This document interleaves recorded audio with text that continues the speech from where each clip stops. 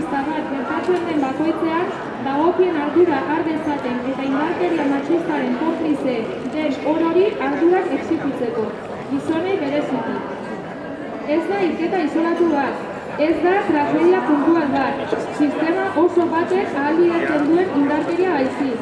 Oraingoan adin txikiko neska baten erailketaz ari gara, eta honek bereziki larria bilakatzen du kasu hau. Zalantzarik ez dugu, violentzia bikarioa ere indarkeria matxista da. Jendartearen egitura patriarkala agerian uzten duen gertakari bat gehiago da hau.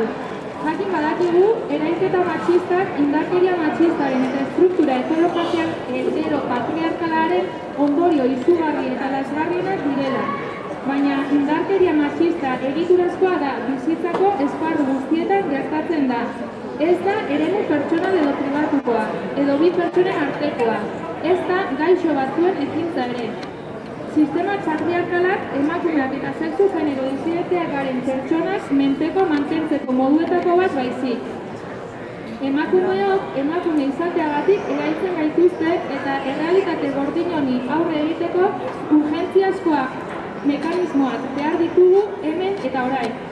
Egungo instituzioen pasibotasun eta jendartearen konplizitatearen ondorioz, urtez urte, emakumeon aurkako erasoek ez dute etenik. Indarkeria matxistari aurre egiteko lehen mailako arazo sozial eta politikotzat hartua izan dadin eskatzen dugu. Egungo jarrera konplizak alboratu eta bizi garen jendarte antolaketa sexistari aurre egiteko benetako neurriak behingoz har daitezela exigitzen dugu. Gure bizitzak daude jokoan. Honekin batera, autodefentsa feministarako deia egiten dugu. Bizitzaren aldeko apustu erradikala egiten dugu. Eta badakigu antolakuntza eta autodefentsa izango direla gure tresna eraginkorrena. Gu ez gara isilduko. Erasorik ez, erantzunik gabe. Feministok erantzuteko prest gaude. Lotxa eta beldurra aldez aldatzen hasi da. Eta antolatzen eta saretzen jarraituko dugu.